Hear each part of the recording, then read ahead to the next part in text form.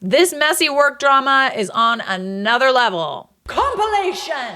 Coworker gets me fired. I waited many years for revenge. If revenge is best served cold, then my revenge was many years in the freezer, and this week was finally pulled out and had whipped cream and a cherry put on top before finally served. Background. Set the scene! Interior office night.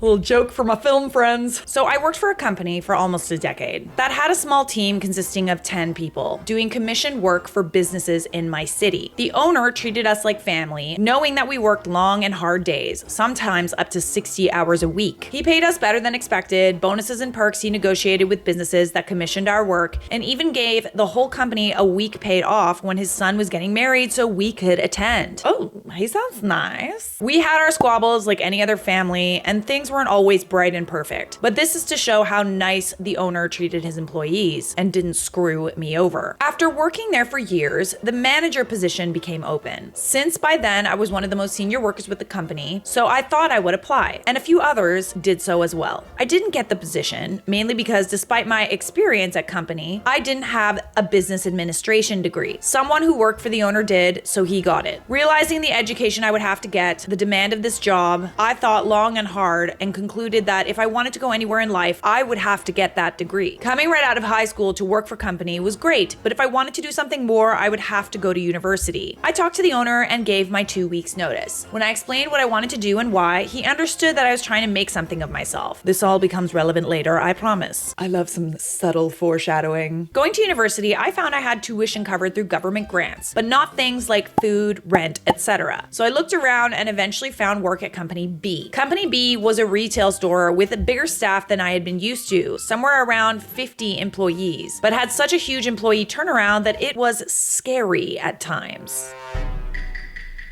Okay. You know when a company has like a fast turnaround rate that there's something wrong. They dealt with a wider range of goods from groceries to very expensive items. They had a certain niche clientele that they could order items for and catered to. I ended up working part-time in their warehouse and answered to the warehouse supervisor who answered to the manager. There were other supervisors for other parts of the story, but for this only, the sales supervisor is relevant. Skip forward 7 years. In that time, I got my BA degree and worked at Company B the whole time, going from part-time to full, and eventually applied for the warehouse supervisor position. I was interviewed, I got the job, and I've been supervisor for months when the manager and I hired Kay as a warehouse clerk. Kay isn't the one to get revenge, but she played a crucial part in the revenge. Then Butthead gets hired. Butthead started out as a cashier, working quickly up the chain and brown-nosing as many coworkers as possible, including the manager. When a sales rep went on maternity leave, Butthead quickly jumped at the chance to work in sales and ended up permanently being a part of the team, then the sales supervisor soon after. Me and Butthead got along like oil and water. We butted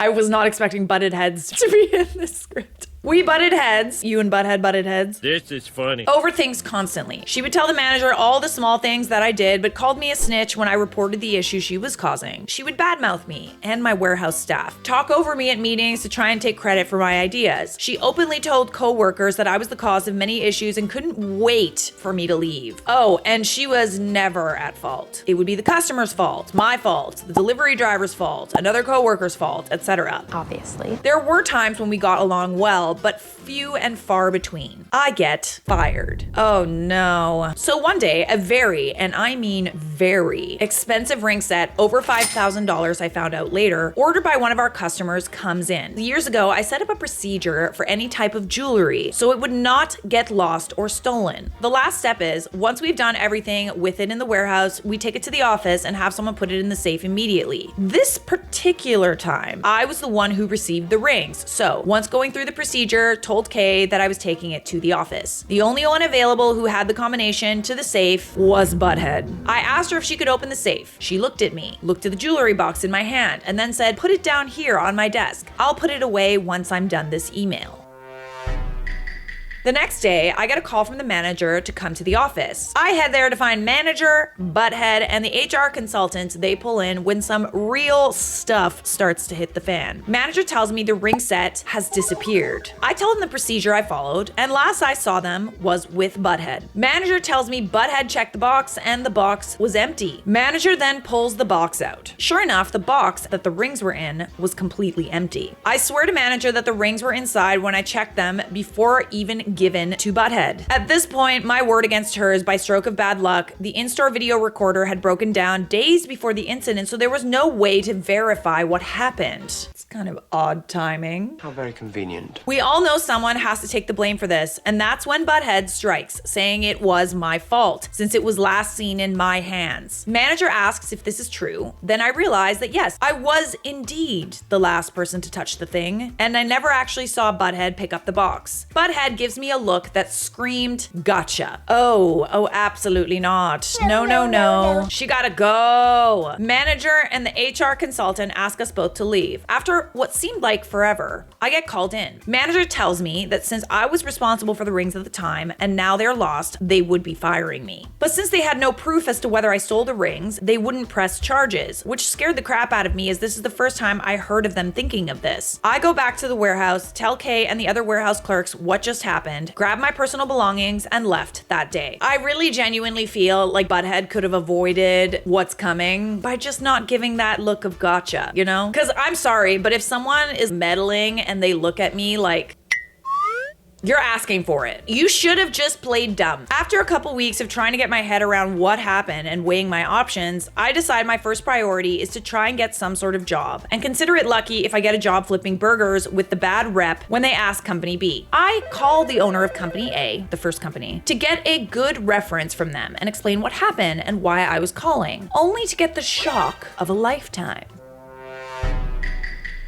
The manager position was about to be open. The guy who I lost the position to was retiring soon due to complicated health reasons. Owner had kept tabs on me while at university and understood when I didn't immediately come back to him. But with a golden opportunity like this, he wanted me back and I wasn't gonna say no. Oh, thank God. I thought it was gonna be something bad. I dive into the new job I originally wanted with an owner I enjoyed working for. I thought then and there everything would be behind me, not knowing it would come back not only to bite me, but to pay dividends. The revenge. Kay's side. This I found out after Butthead's reckoning. After I was fired, Kay knew she had to do something about Butthead. Kay knew I wouldn't lose or steal something like the rings, but also knew that without proof, Butthead would deny she did it and have Kay in her crosshairs to attack next. So after talking with her husband, she hatched a plan. She started hanging out with Butthead, telling her things like, I'm so glad he's gone, or wish he had been fired much earlier. Butthead, feeling high from getting rid of one of her thorns in her side, soaked it all in, and after a couple weeks, invited Kay and Kay's husband, from now on KH, for drinks at her place, with her and Butthead's husband. Months passed. Kay and Kay's husband do things regularly together with Butthead and Butthead's husband, including drinking on weekends and couple-related events. Ooh, she's playing the long game. When together, Kay would occasionally badmouth me, and Butthead would agree. Finally, after a year of playing nice, when Kay and Kay's husband were over at Butthead's for one of their drinking parties, Kay randomly badmouthed me, mentioning the rings in passing. Then Butthead said something that Kay was waiting for. I wanted those rings, so I stole them. Hey, yo, what the Big mistake. Kay, hearing this, asks for more details. Kay's husband looks at her, tries to wave her off with one hand, then gives up when Butthead keeps talking. That day, Butthead had stopped writing her email and was going to put the rings in the safe. The safe was open, and she was about to put the rings away when Butthead had an idea. See, as mentioned above, Butthead wanted me gone from Company B. She also wanted those rings. She also knew that the cameras weren't working. She figured that she could pocket the rings, tell the manager they were missing, and spin it so I would take the blame. Kay then asks, where are the rings now? And Butthead, being too drunk and not seeing a reason not to brag, not only tells her, but shows her where they are in her room. All while Kay's husband had been recording the whole conversation. Goody. I went to grab this drama and squat.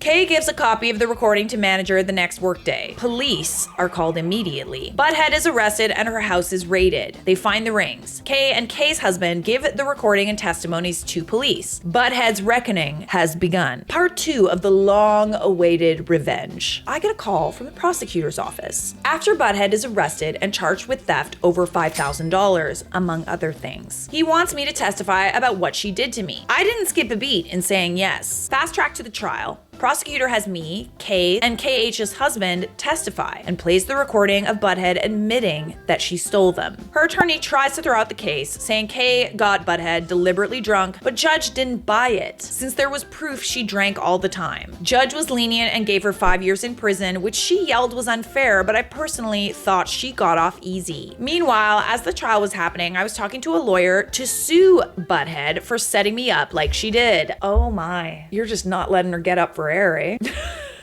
We were also going to sue Company B for wrongful termination, but they settled the day they got notice of the lawsuit and knew they would lose. Butthead wasn't so lucky. They tried some trickery by having Butthead's husband divorce her, and he received everything in the divorce. But my lawyer added him into the lawsuit as well. My lawyer asked overall for $3,500 in emotional distress, back pay from when I was fired until I started working for Company A again, and legal fees. And now you're probably wondering what the metaphoric cherry on top was. Oh, yes, of course. On top of this delightful Sunday of revenge. Well, recently, we had someone leave Company A, so we were hiring someone to replace them. Owner was going over the resumes and set up interviews for the job this week. Lo and behold, Butthead was one of the people to apply, but he didn't know that. Please tell me you interviewed Butthead. I looked at the resume and was about to trash it, then smiled. Owner set up the interview. She came in at her slotted time, looking to brown nose her way through. Then she saw me. I smiled an evil smile.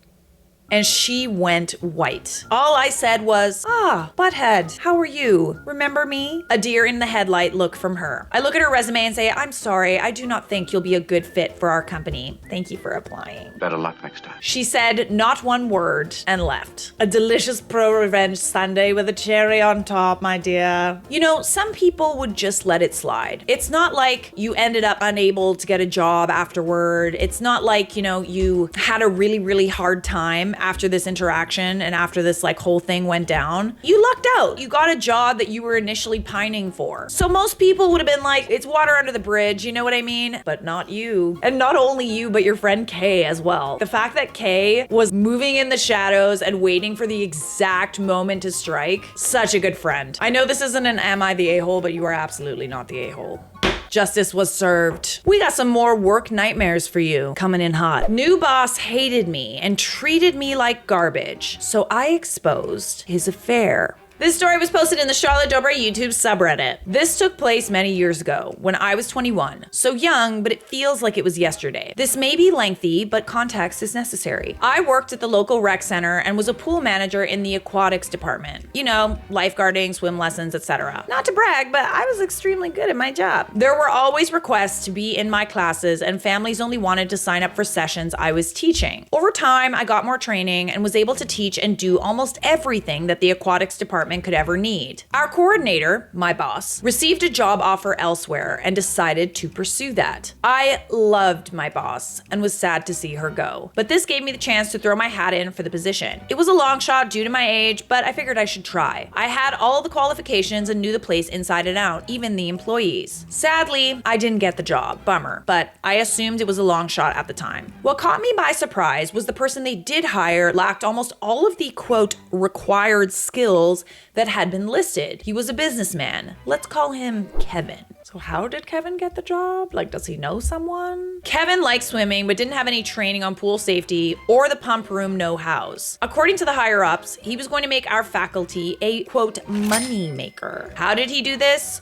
Well, he cut safety corners. Not a great plan. If there's one corner you do not want to cut, it's a safety corner. We started staffing less lifeguards for shifts, sometimes only having one on the pool deck, which was incredibly unsafe given all the blind spots in our facility. He shortened breaks, claiming the staff were all lazy teenagers. Again, not safe as they needed the chance to rest and be ready to be back on deck maintaining safety. Is that that like legal? Now I get it. Teenagers can be lazy and be a pain. We've all been there and witnessed it. I know not everyone was an all-star employee, but that's the case everywhere. As a part of my job, I would evaluate and train the employees regularly. We practiced skills and reviewed important first aid that needed to be second nature. Rescues, CPR, AED, etc. Well, Kevin also declared that these trainings were happening too frequently. It was a waste of money to be doing this, and they should be doing this in their free time. Oh, this is gonna end badly. This was breaking point number 1, and I decided to go speak to him about this and said, "Hey Kevin, can we talk?" Sure. What do you want? Well, I really think that we should start up the trainings again. In the event of an emergency, we really need the staff to be ready and ready to react to anything. Shouldn't they already know it? Yeah, but most of these things they need to practice, you know, CPRs and the rescues and stuff. I don't really think that that's something I need to pay you or them to do. They should just practice. I feel that working on these skills as a team really helps with retention and knowing it actually gets done. I mean, most of them don't have their own pools and backboards to practice at home. We are done with this conversation. I know you wanted this job, but I'm in charge. Do what I say. Okay. I was livid. At no point did he actually listen. He treated me like a child and sent me away. The next day, he called me into his office for a chat where he told me I was completely out of line yesterday and wrote me up for insubordination. Sorry, you got written up for like being concerned about safety? You're literally saving him from like a potential lawsuit or worse. You're welcome. I went home crying. Not once have I ever received a warning, a complaint, or anything negative with my working performance. To be written up for expressing myself and being called insubordinate wrecked me. After I composed myself, I decided I would just do my best and try harder. I did what was asked and tried to keep up morale and tried to stay positive. A month later was my second breaking point. Kevin and I had a meeting where we discussed employees and evaluated performances. After he left for the day, he sent me a text saying, "I've thought about it, and I want you to call X, Y, and Z and let them go. They're awful employees, and we can just replace them." Because I had been conditioned to just obey this moron, I said, okay. Well, this didn't sit well with me. I stewed on it for the rest of the day and stayed up late with it just gnawing at me. To be fair, the employees he mentioned weren't anything great, but I felt it wasn't my place to be the one to let them go. He's kind of getting you to do his dirty work for him, which I don't like. My job description said nothing about hiring or firing. It was always up to the coordinator, Kevin, or higher ups for that sort of thing. So I decided to express my feelings the next day. And surprise, surprise, it didn't go well. "Hey Kevin, I was thinking about the text you sent me yesterday. I've been going over it and I'm not comfortable being the one to let these employees go. I don't think it's in my job description and I feel that falls under your department. And I'm sorry I said okay to it yesterday, but I don't think I should do it." What? Yeah, I just don't think I'm comfortable with it. I'm not in that kind of position. That isn't my problem. I told you to do it, so do it. That just isn't something I can do. Can we look back at my job description and maybe I missed it? He did not like this response. Let me guess, it's not in the job description at all. No, we won't be doing that because I know it's your job to listen to your boss. If you won't do it, I guess I will just do your job and write you up for insubordination. Me, while crying. Okay. Now this is where it starts to get juicy. Over the next few months, I did exactly what I could and tried to avoid Kevin at all costs. This started to become really easy as Kevin wasn't back by the pool as frequently. He started meeting with the rec center director more and more, his boss. He would go to lunch meetings with her, meetings in her office, and even attended the fitness classes she taught. Fishy. No, very fishy. Also, the swimming fish pun is not lost on me.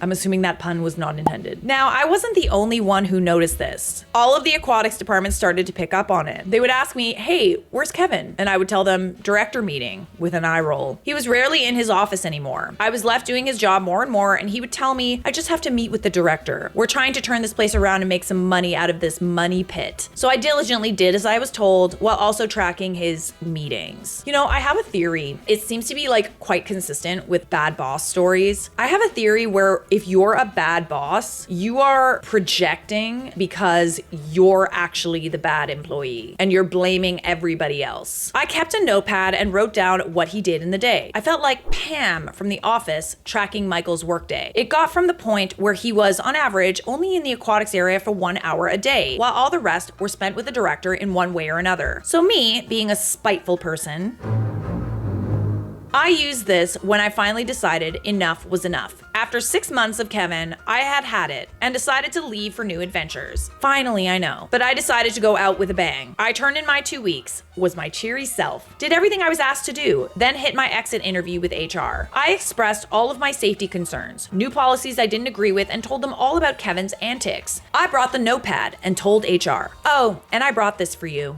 I'm pretty sure Kevin and Nancy, the director, are sleeping together. Here are my notes. Feel free to figure this out. Then I left. For a young and insecure me, this was the most empowering moment. I walked out feeling like a champ and didn't look back. A few months later, an old coworker reached out in an email and told me, "Hey, not sure if anyone's updated you on things since you left. It's gotten crazy around here. Remember Nancy and Kevin? Well, they both got fired." Got him! Apparently, they were having an affair and would use her office to sleep together at work. They're both now divorced and are jobless after everything played out. Just thought you should know after all the crap he put you through. Vindication never felt sweeter. Well, that ended nicely, didn't it? Remember what I said about people that always point the finger, like bad bosses that are always criticizing other people? This is why you should always be careful about pointing fingers and we should communicate when we're unhappy with something. But at the same time, let's make sure that we are not living in a glass house when we throw stones. All right, we got one more. We got time for one more. I ain't going nowhere, and neither should you. Am I the a-hole for firing my brother after he proposed at my wedding? So, a bit of background. I own a plumbing company, and I hired my brother 3 years ago. He was jobless after the pandemic, and I offered him to come and work for me. He was 22 at the time, and is now looking to become a master plumber and start his own business. At my wedding, in which he was the best man, he decided that during his speech, he would give us all a big surprise and decided to propose to his long-term girlfriend. Me and my wife were appalled. Well, fucking duh. If you do not ask permission to propose at someone's wedding, you should expect them to be appalled. We both feel like he stole the shine from our day. I mean, listen, he probably didn't steal the shine, but it was definitely an interesting choice. Everyone else in our families were so excited and kept taking pictures with her, looking at the ring, etc. Oh yeah, no, absolutely not. I decided to fire him the very next day. He doesn't understand why. He claims I'm being selfish and irrational, and our parents agree. They're saying that business should be separate from our personal lives, but I can't overlook what he did and how he ruined our day. Am I overthinking this? Yeah, I mean, he definitely overstepped. I wouldn't want to work with someone who did something like that to me either. And you did your brother a solid. He was jobless, and you were the one person that gave him a lifeline, and this is how he repays you? I just find that very odd. Okay, so very good point in the comments. Not the a-hole. This case can't separate family and business because you only offered the job because he was family, literally. So in firing him, you could literally just say, well, I'm separating family and business. I would tell him that he can have the job back after he pays for half the reception, since he turned it into a combination wedding reception and engagement party. That's smart. So smart. You do need to talk to him, because firing him without telling him why, you're not firing him because he was bad at his job. You're firing him because you're mad at him for what he did. So I feel genuinely like you need to have a chat with your brother, kind of let him say his piece, let him apologize if he plans on doing that. I feel like maybe you kind of jumped the gun a little bit by firing him just because you didn't give him a chance to apologize. At the end of the day, the damage is done. You only have one wedding, and he totally hijacked that. I wonder if there's something else going on here that he kind of wanted to become like you. You gave him a job as a plumber 3 years ago. He's now looking to become a master plumber and start his own business like you. That wouldn't be weird, but it also seems okay, he's also kind of hijacking your wedding. I don't know. Maybe I'm overthinking it, but I know that this has happened with girlfriends of mine. I'll give you an example. When I was a photographer, I somehow had all these friends that saw me taking photos and also wanted to take photos. So I would teach them how to take photos, and then they started stealing business from me and claiming they were photographers. And this happens so many times, literally so many freaking times. And it's not just that, even friends that wanted to be YouTubers, you know what I mean? They were super, super friendly, and they'd want me to show them the ropes and stuff. And I'm not gonna lie, it's not an easy thing to learn. I would teach them. It got to me after a little while. Always down to help, but oh man. And oddly enough, when I wasn't really interested in helping them anymore, all those people weren't really my friend anymore. Agreed, he owes you an apology. How does he not see that he made you and your wife stay about himself? Not the a-hole, and I hope you show him this post. Time to announce announce a pregnancy at his wedding. Ooh, that's good. Yeah, I think you have a right to be mad. Do I think you should have fired him? I feel like that was just inevitable anyway. It's whatever. I'd be petty about it too, honestly, because he totally like hijacked your wedding. HR won't do anything about a coworker who's angry about my weight loss. I just came back to work after a month-long emergency medical leave. The TLDR is that after a decade of medical gaslighting, a new doctor ordered an emergency MRI during a routine visit and discovered a mass in my abdomen. That's scary as I was rushed into surgery within 24 hours. I ended up having an 18-pound benign tumor pressing on my vital organs, and I was about a week away from multiple organ failure. My goodness. I'm lucky to be alive, and time will tell if I have any lasting organ damage, but right now everything is fine. I'm glad to hear that. Whoa. Mentally, I'm struggling with a few things, but the only outwardly noticeable impact is that I've gone from a size 20 to a size 8. Damn. Nobody on my medical team anticipated a change this drastic, but I'm healthy and lucky. I was expecting to get a lot of questions from my coworkers because curiosity exists.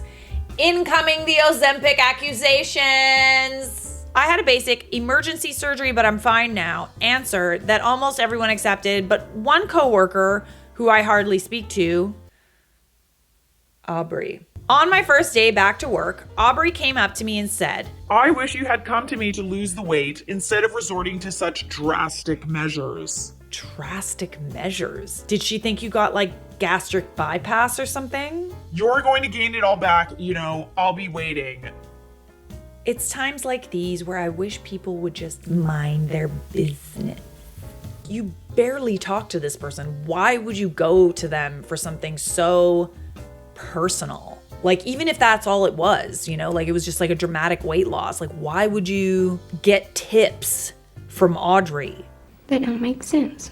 I hate that. I hate that so much. I'm not trying to make this about myself, but like the comments come. I've lost a little bit of weight and it's not from anything serious. It's from literally working out and not eating chocolate every night, all night. That's honestly all it is. I stopped eating so much food. And I started working out and walking my dog. But like the comments that were just like, yeah, it's not sustainable. No, you're gonna gain it all back. It's been a year and a half, babes. Haven't gained it all back. Like it's just like, it just comes with it. It's like people automatically assume that like the assumptions and stuff. It's none of anybody's business, okay? Just tell me I look good, okay? I look good. I also feel good too. I can like actually put up a fight when Mike and I wrestle. I said throw down, boy. Strong. Look at these. Wait, look at these guns. Okay, there aren't, you can't really see them, but they're there. Like they're there. I also have 2 abs now, like you can see 2 of these. Not the bottom ones because there's still some chubs there, but you can see these ones. Everything you got! Everything you got! I was aware of Aubrey's reputation, but since we never worked together, I didn't think it would be an issue. She's one of those people that thinks they're a fitness expert and calls herself a health coach. Nothing to do with the company we work for. Everybody's an expert, aren't they? She has a reputation for giving out unsolicited and incorrect health advice and is always commenting on people's food choices. Ooh, weird. That's none of your business, dude. I was speechless when she asked why I'd opted to get butchered instead of putting in the hard work to lose the weight. God, I literally cannot wait for you to, like, it's none of her business, but like, can you please put her in her place? Like, can you? There's nothing wrong with someone choosing surgical weight loss options. Agreed. But that's not what happened to me, and I really resented her aggressive attitude spreading rumors. During my second week back, she came by my office at the end of the day in athletic gear, offering to go with me if I was too afraid to go to the gym alone. Honey, if I wanted to go to the gym, it wouldn't be with you. At the time, I wasn't even cleared to lift my kid, do laundry, or climb a flight of stairs, let alone go to the gym with this crackpot. I don't remember what I said to her, but she left saying I'd gained the weight back because I'm lazy. Oh my Lord. Like, I know it's none of her business, but like, I really want you to tell her. I don't see how that's any of your business. The next day, Aubrey ranted angrily about me being in a meeting I wasn't in. I missed it for a follow-up, ironically. I don't know everything that was said, but the gist was that if I can't dedicate myself to weight loss, I obviously can't see my work obligations through. Oh, no. Oh, she trying to get you fired? You're fired! HR called for a red flag mediation. At our company, mediation can go against your bonus opportunities for the year. I'm a pretty agreeable person, but if there's one thing I don't like, it's someone coming for my bag. Money. Bag means money. I have no idea why I'm in mediation when she's the one being an asshat. At the mediation, Aubrey stated that she was triggered by my new body and I should have thought of other people's feelings and warned her before my surgery. Oh my lord. What the actual fuck? This is crazy. I hardly had the time to warn my husband and get my kid out of daycare. I don't owe Aubrey anything. I have empathy that she's obviously struggling, but that doesn't excuse her behavior. I don't really see how this is any of anybody's business. Like, being triggered by someone's weight loss, like, Oh my God, get over yourself. if other people doing things for themselves, like even if that was what was going on, that someone drastically lost weight, even if that was what was going on, it has nothing to do with you. It's weird. It's weird behavior to like project your own feelings about body image onto other people. It's none of your business. The only thing out of your mouth with regards to anyone's body ever, it's never, Oh, are you pregnant? Oh, you've gained a lot of weight. Oh, you've lost a lot of weight. should be, you look great. You look like you're working out. Or like, damn, I really like how that looks on you. If you can't say something nice, don't say anything at all. And I will die on this hill. Help me! I'm dying! HR said that while they can't ask me to explain my medical history, it might clear the air if I told her what kind of surgery I had and why. I said I wasn't obligated to share my medical information with anyone, and that Aubrey having bad coping skills doesn't entitle her to a coworker's personal health information. Their response was kind of, Well, then we can't stop her from bullying you. I mean, at the end of the day, that's also workplace harassment. Like, you could also argue that you had a medical condition and this person is bullying you. Loser. Take HR to HR. After Thanksgiving, my doctor helped me put in ADA accommodation paperwork so I could work from home. I was having mild complications from surgery, but also to avoid Aubrey. This company hates remote work, so they're really not happy. I mean, they also kind of put you in this position too, so... Aubrey still emails me workout videos and diet plans, and when I forward them to HR, their response is, noted. Do you know when you're coming back to the office? I've been thinking about escalating this to corporate and with an employment lawyer. Is that overkill? I'm still in a sensitive place after my surgery and I have no energy for this, especially since Aubrey is fixated on weight loss, which was the primary way doctors gaslit me for years. I've been with this company for 5 years and I'm exhausted and disappointed in how they're handling this, and I want it over yesterday. Yeah, this is weird, dude. I'm not gonna lie. Things are gonna get crazy. First of all, I'm sorry that you're dealing with that. That's terrible. And quite frankly, people really need to mind their own business. Also, I'd block Audrey. Like, seriously, like, I understand that she's your work colleague, but like, if you don't really talk to her, then why is she reaching out to you? And why does your weight loss concern her at all? Okay, we do have an update. And the first line is, all I have to say is hold on to your banana pants. I'm just like very confused as to why Audrey is suddenly taking an interest in you, you know? Like, why is this suddenly her business when she literally had nothing to talk to you about? I feel like there's something else going on here. I suspect foul play. Let's see if I'm right. I saw a lot of comments asking where management was in all of this, so I'll address that. My boss was getting ready to retire when this was going on. George is roughly my grandfather's age, so this entire situation bewildered both him and his replacement, who he was training at the time. Both of them met with Aubrey's boss because, believe me, I was documenting everything she did from the jump, and they assured me Aubrey would be dealt with. None of them recommended the red flag mediation. Sorry, I kicked you there. Just a little kick.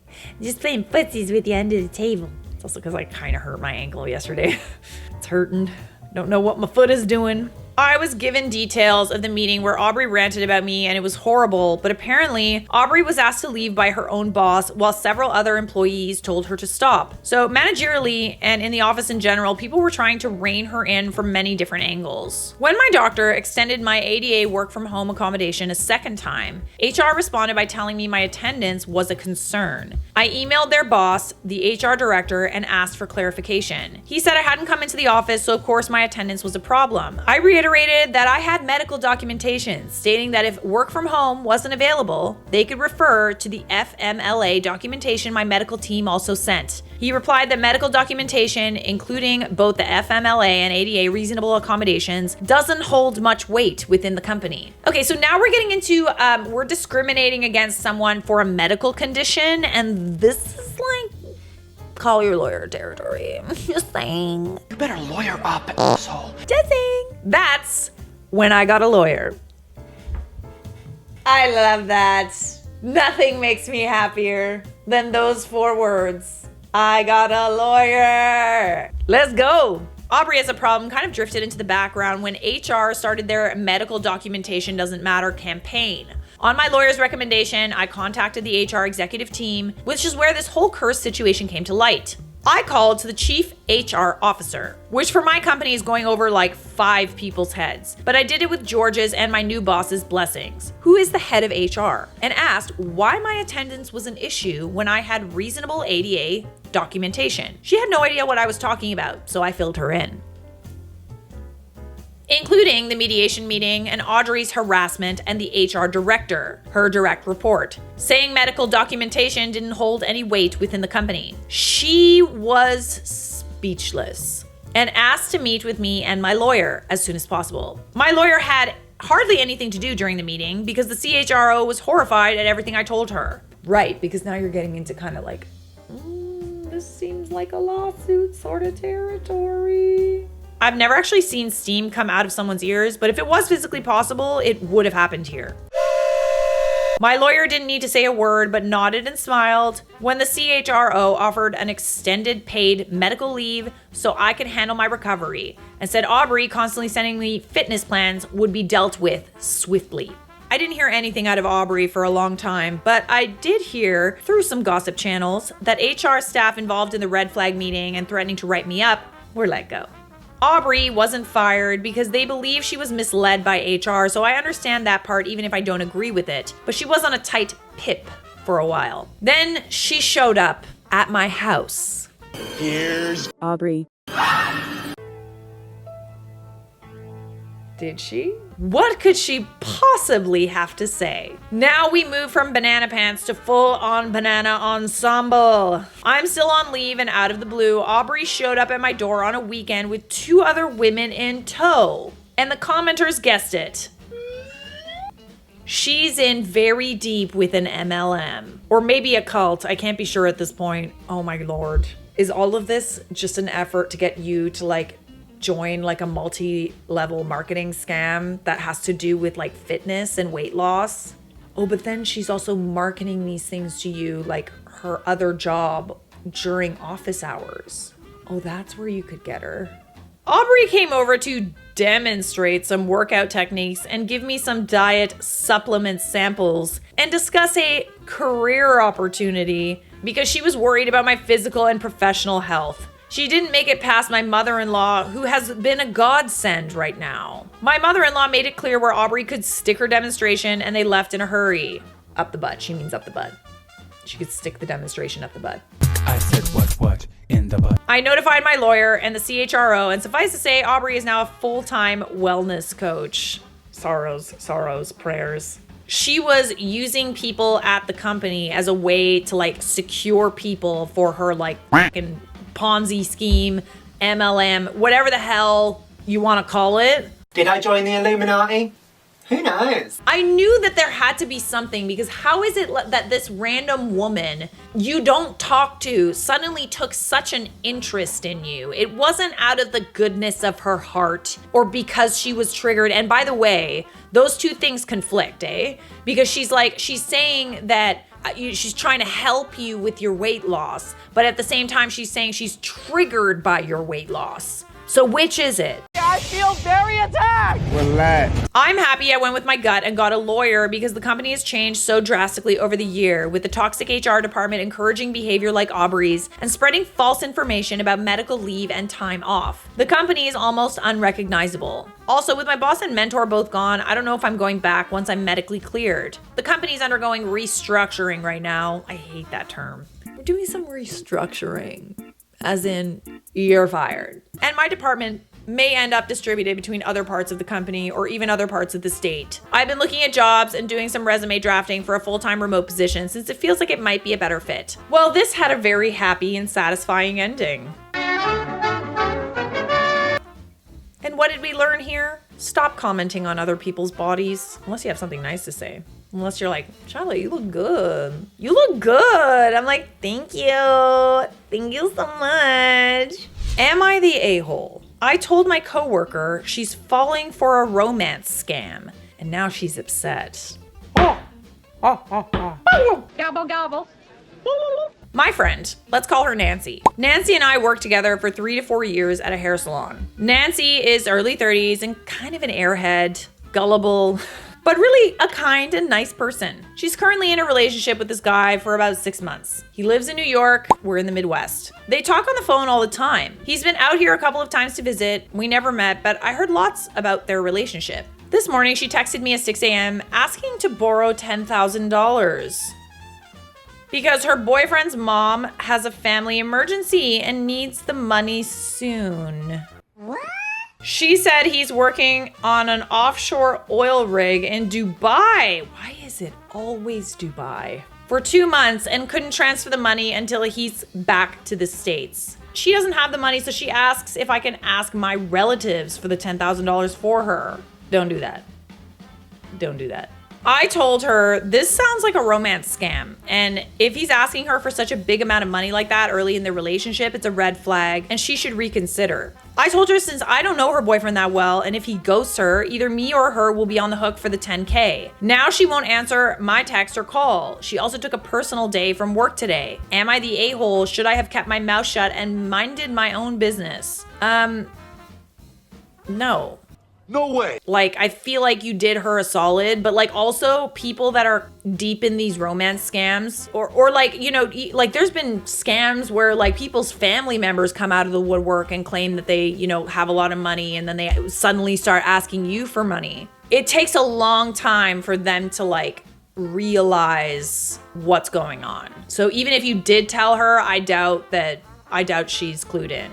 All right, so edited to add. 1, yes, she's naive and gullible. She believes she can talk to ghosts and spirits. Escucha las palabras de las brujas. That's another can of worms I won't get into. Okay, maybe a story for another day. I mean, but even if you aren't like naive, there's a lot of people who fall for scams. I've fallen for scams before. The thing is like you don't need to be smart. You just kind of need to be like a little bit desperate and down on your luck. Quite frankly, scam artists prey on vulnerable people. It isn't necessarily about being dumb.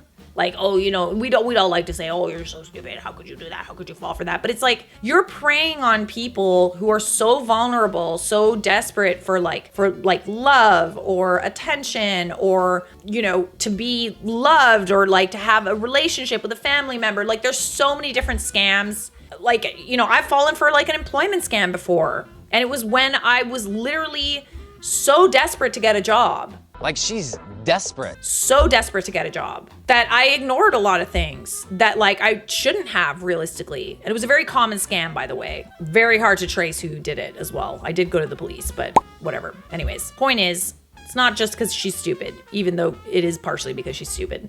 2, she didn't bring her boyfriend around when he was in town. Just a bunch of excuses. 3, I told her sister about it and got an earful about how I shouldn't judge a person in need like that. I gave up. 4, I sent her a few articles about sweetheart and pig butchering scams. Still no reply. I know she read it. 5, she's not the type that's loaded. She lives with her parents in her basement and lives paycheck to paycheck. I hope she will realize this is a scam before she's in debt. This will be an expensive lesson. Edit 2, a few days later. She texted and asked for the money under the guise of her sister needing it. Oh, absolutely not. No. At this point, it's like, okay, you're also kind of like not taking no for an answer.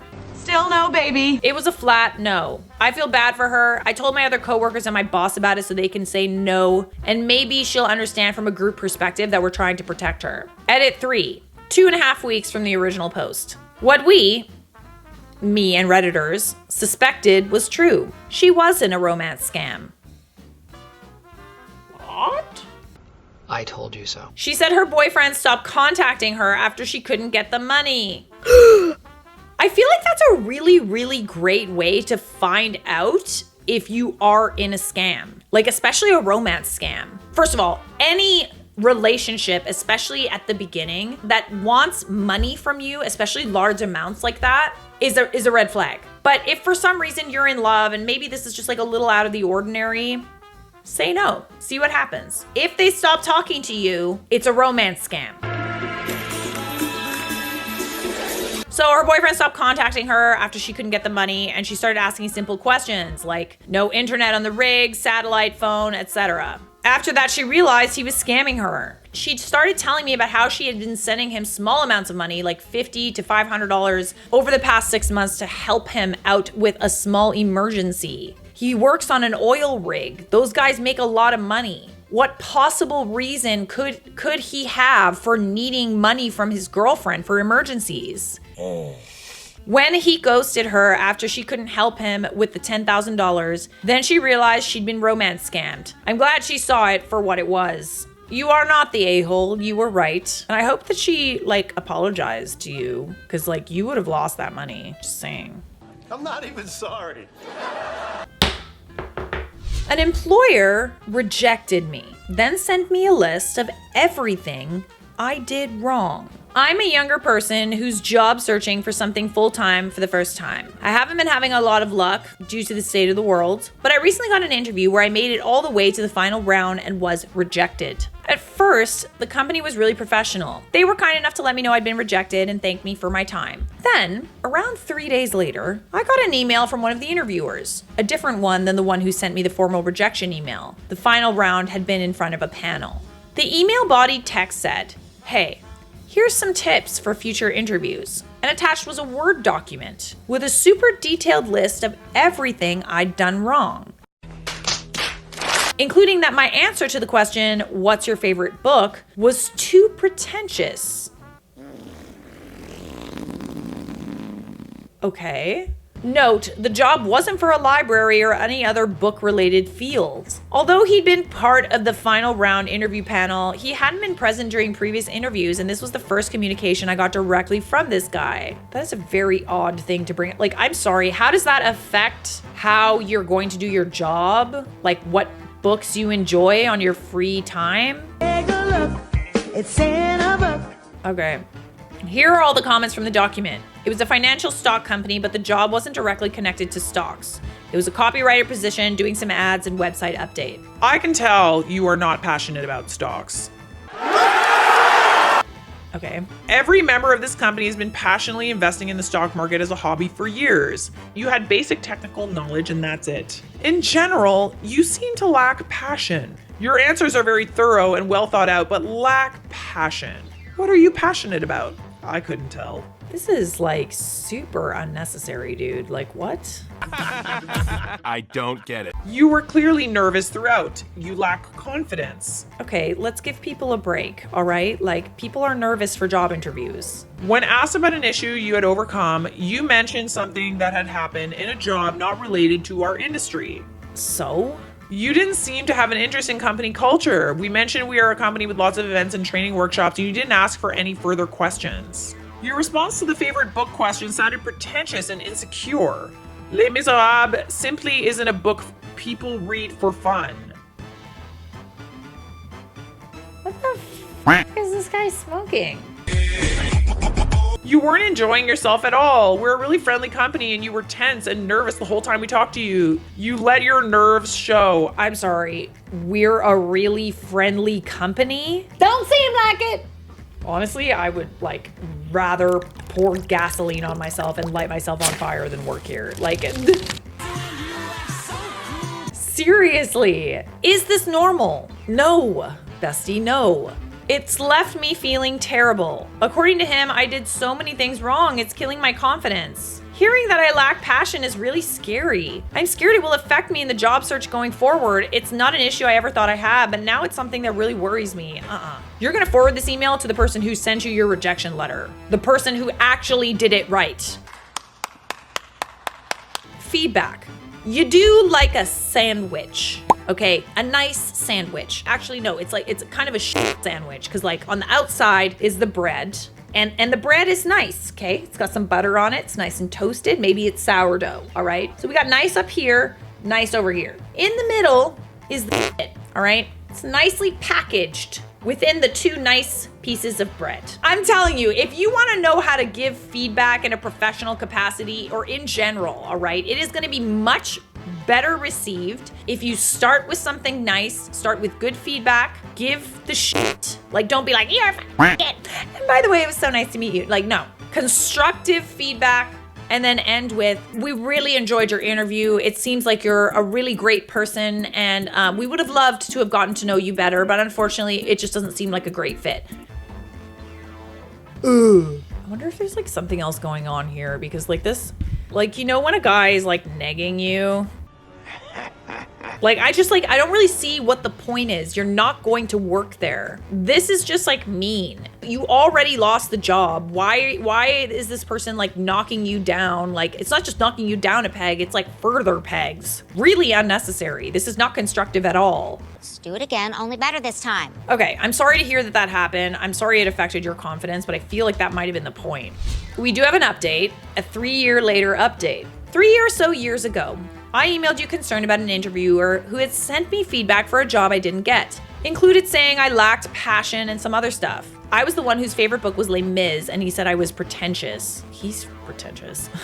As many commenters guessed, he was trying to hit on me in a negging sort of way. Oh my goodness. Stop. He later asked me out via LinkedIn DMs.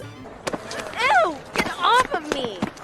Needless to say, it did not work. Wow. All negging does is show that you are so unbelievably insecure that you need to knock people down a peg in order to make them feel bad about themselves. So they feel so bad about themselves that they'll look to you to make them feel better. You plotting on me, boy? Or validation, so to say. It took a while and many other unsuccessful interviews, none of which were as rough as that one. But I eventually found a job in a field I had never considered, where I could put my writing skills to work, with much less of a bro culture compared to writing for stocks and finances. I'm still in the job, got a huge promotion this year, and have even written articles about how great of a book Les Mis is. It's still my favorite, and I reread it regularly. I love a happy ending. I love it. What prompted me to think of sending you an update about this? I recently, as a part of my job, interviewed a longtime idol of mine, a celebrity I've looked up to for years. And he said to me at the end of my interview that he'd read some of my previous work and could tell how passionate I was about my writing. And that he was so happy to be interviewed by someone so passionate about their work. I'm not crying, you're crying. I'm sorry, I'm getting like teary-eyed. As for Mr. Interview feedback, I had no idea how he's doing and no desire to know, but I'm in my dream job and happier than I ever thought I could be. Thank you again for all your advice. And here is some advice also from someone who's been rejected a lot and has had a lot of people tell her that there's always something wrong with me. Never good enough. I'm held to this impossible standard. There's nothing wrong with you or your work.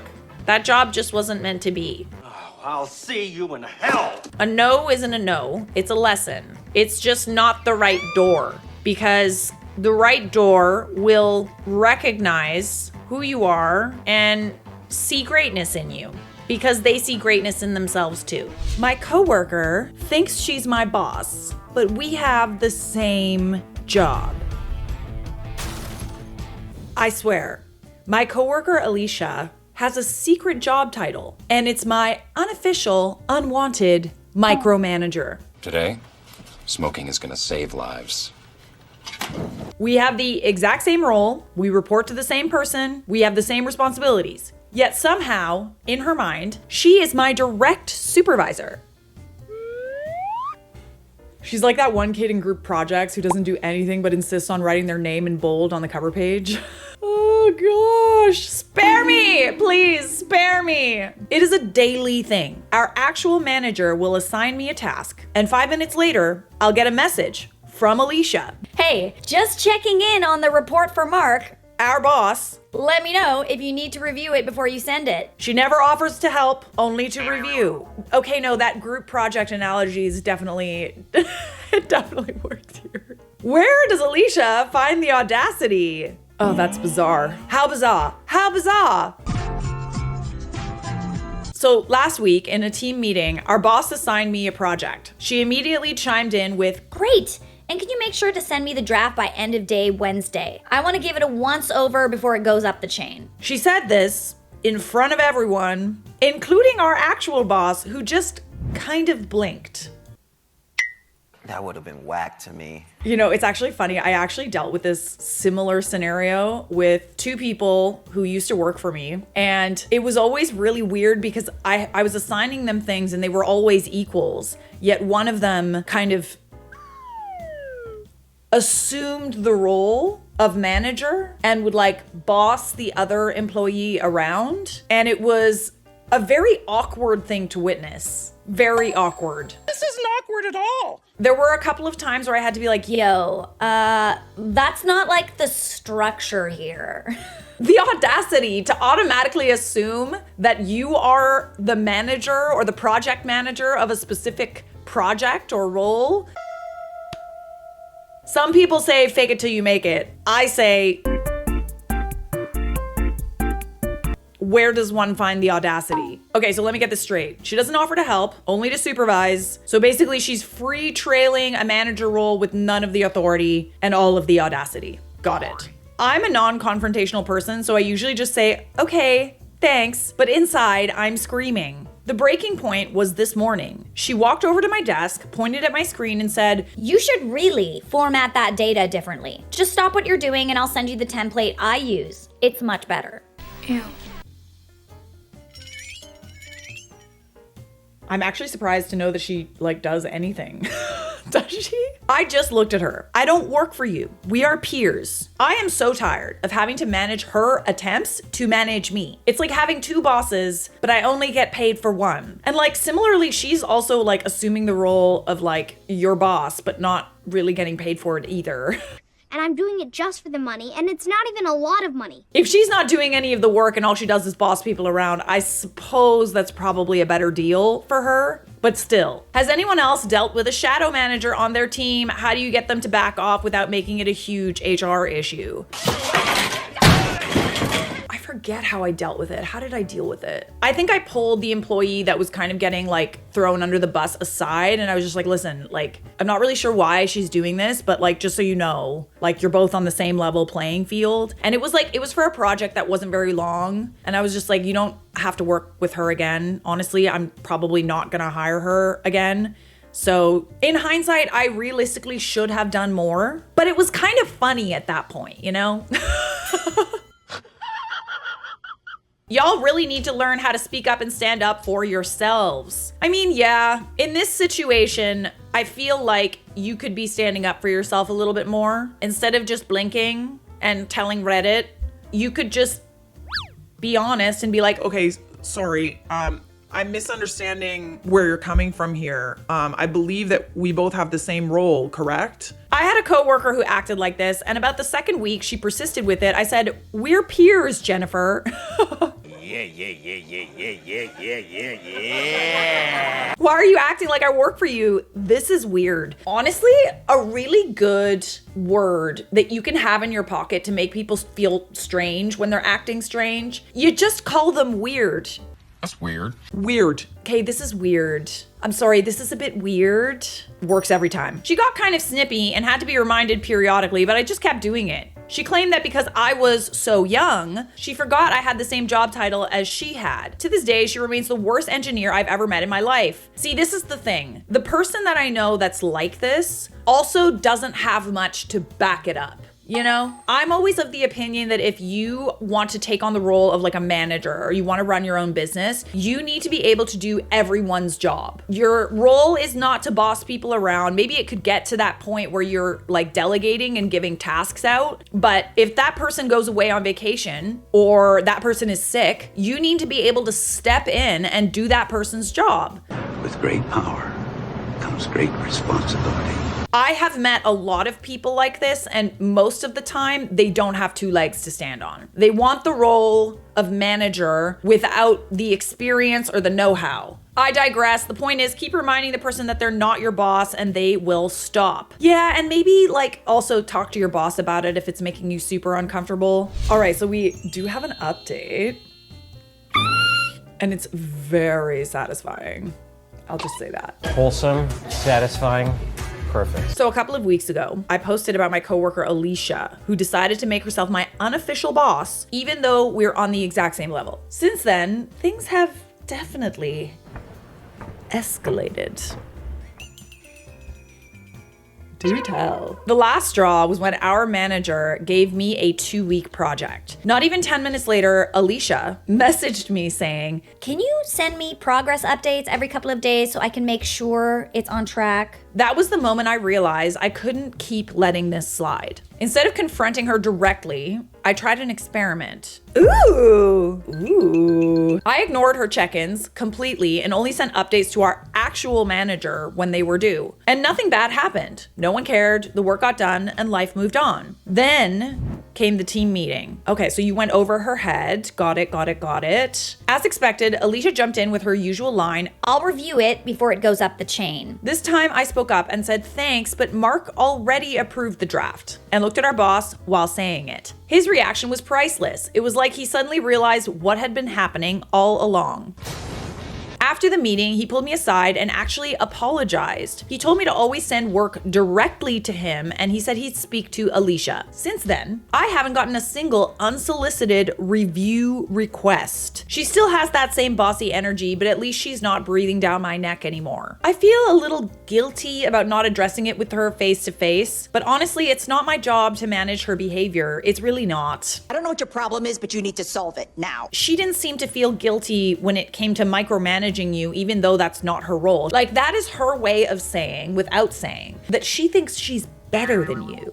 We're better than you, and we know it. Or more experienced, or more talented, or she has assumed the role of better than you without someone actually giving it to her.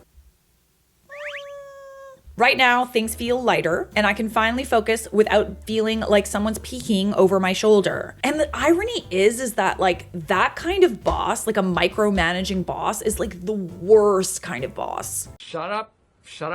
It's literally the worst kind of boss. Because like, as someone who's had a micromanager for a boss before, you spend more time worrying about their micromanaging than you do actually being productive. Fact.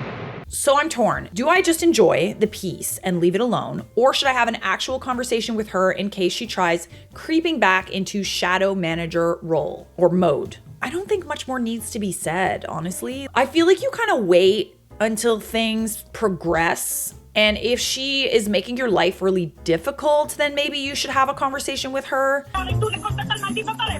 I certainly don't think at this point she deserves the respect of having like an air clearing conversation. I think she was put in her place. But like, let's see how things pan out. Might be a little awkward, for sure. But let's not people please anymore, okay? She was put in her place. We don't need to over communicate, you know? I am also an over communicator, and it's not good.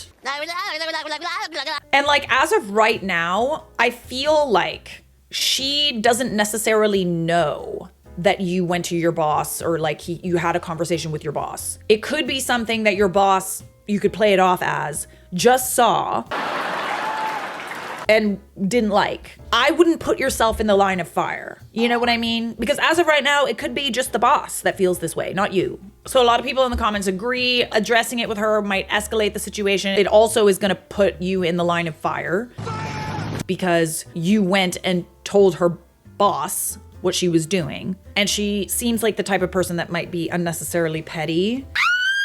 in that scenario. And I think as of right now, like, you're kind of in the clear. So like, if it ain't broke, don't fix it, you know?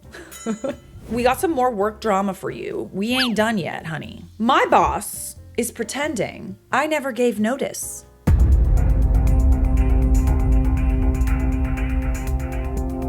I gave my 2 weeks notice last Tuesday, handed the letter directly to my manager. I had a brief conversation about transition plans, and I thought that was that. Now she's acting like it never happened. It's never happened. She's still assigning me projects for next month, still scheduling me for meetings 3 weeks out. I just needed a minute with the second cam, you know what I mean? I just need a little side cam moment. Yesterday, she asked me to order business cards with my name on them. When I reminded her I'm leaving, she just said, "We'll see about that," and walked away. Okay. I'm sorry, if that doesn't come with like a bonus or a raise, I feel like that's mildly threatening. You know what I mean?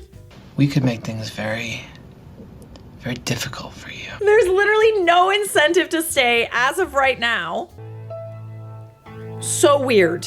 I work in accounts payable for a small company. It's not like I'm some irreplaceable genius. Literally anyone can be trained to process invoices. But she keeps saying things like, "You can't just abandon us during busy season. And we invested so much in training you." Yeah, that's kind of the trade-off when you have a business or you're like a manager or whatever. Sometimes people leave. And yeah, you invest time in training people. Okay, like it is what it is. Be careful who you hire and be a good boss. I don't know what to tell you. If you don't want people to leave, be a good boss. Pay people well. Don't be an ass. All right, that's gotta be true, right? All right, let's go with that one. And even then, people still might leave for greener pastures. And you gotta let them. It is what it is. Have a backup plan. It's not their fault. It's actually insane to me how many people think that like a job is like you're committed to that job for the rest of your life. It is very rare that someone would keep the same job for the rest of their lives. So in terms of invested so much in training me to use QuickBooks 2 years ago. Okay, so it wasn't even recent. This was 2 years ago. Like it would be one thing if you went through the training process and like you're just starting this job, but like, no, this was 2 years ago. So today she scheduled me for a performance review next month. Performance review? Why would I want to sit down with someone I literally just like cut ties with so that they could review my performance? When I said I wouldn't be here, she looked genuinely confused and said, "What are you talking about? You never said anything about leaving." Ooh. Okay, is she trying to say that you didn't say that in writing? I have the letter. I took a photo of myself handing it to her, but she's completely in denial. I don't know if she's denial. I think that she's just trying to say that you didn't like give notice. I feel like she knows. We'll see about that. Like, come on. I'm starting my new job Monday, whether she accepts my resignation or not. Just wondering if anyone's dealt with this level of delusion before. Do I need to send out another letter, email HR, or just stop showing up after Friday, let her figure it out? I mean, you've kind of already sent it. Like, you could like CC HR. Was this it in an email? No, you gave her a handwritten, like you gave her a letter that was like printed out. Yeah, I would like follow up with like written notice. It always like makes me kind of uncomfortable when people do this, but I also do this, where you like, as per our discussion or as per our call, I have handed in my notice as of date. Thank you for my time at the company. I'm moving on to a different role and I start on Monday. So I will be leaving this position. Just make it clear and make it in writing, because like, damn, people really do be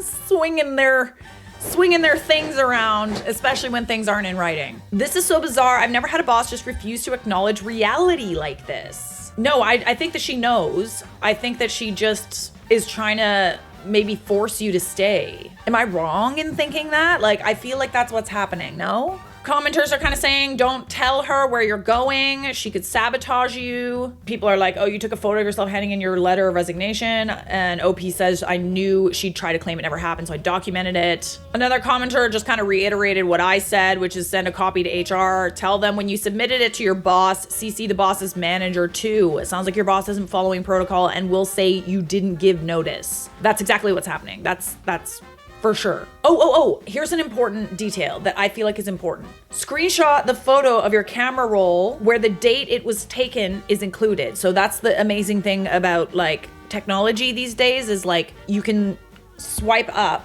I don't know about Android, but you can swipe up on an iPhone and there's metadata for when you took the photo, okay? It literally says there in the date and sometimes even location, so your bases are covered. So we do have an update. Thanks everyone for all the advice and support. You were right about documenting everything and covering my bases. I know, I'm always right though.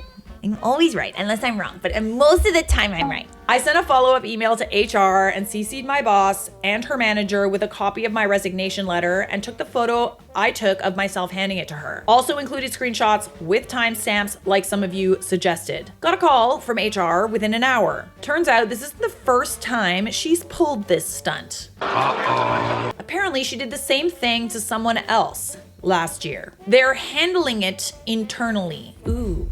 That's corporate speak for you're in trouble. Confirmed, my last day is Friday as originally planned. My boss finally acknowledged my resignation today, though she acted like she was doing me a huge favor by accepting it. Whatever. Ugh, as if. I'm out of here in 2 days and starting fresh somewhere that actually operates in reality. Thanks again for helping me navigate this insanity. Hey guys, it's all cool. It's cool. It's all cool. Cool. Cool. Like, sometimes I really wish that I could be in the corporate world just so that I know all the corporate nuance. And if there's one thing I've learned, it's keep screenshots, make sure everything's in writing, CC managers and CC lawyers. Oh God, it's good to be back at work. I can't imagine what the working environment was like that they preemptively took the photo of themselves handing in their resignation. Not once in my 15 years of working has it crossed my mind that I would need that type of backup. You're lucky, I'll just say that. It might be a little far-fetched, I will say, but this is why every call, every conversation, especially about something important, has to be followed up with an email and timestamps. I have screenshots from literally 10 years ago, bestie. And Kelly's editing this video and she knows exactly what I'm talking about. Right, Kelly? You're goddamn right. I feel like... Do we have time for one more?